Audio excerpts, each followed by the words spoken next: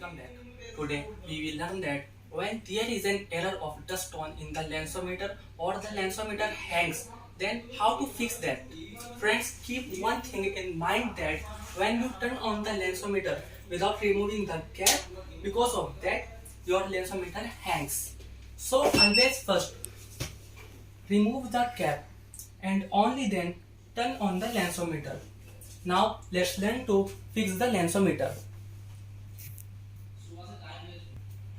First, you turn off the lensometer. After that, press and hold the reading switch for 3 seconds and simultaneously switch on the lensometer.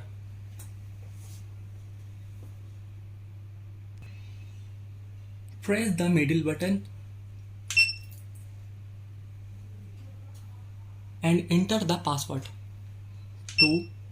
2511334.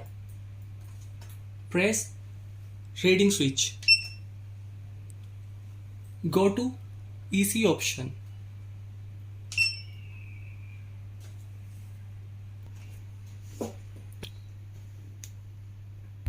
Go to Calibri.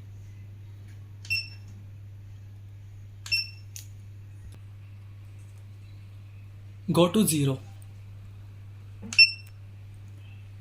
Enter. Press OK.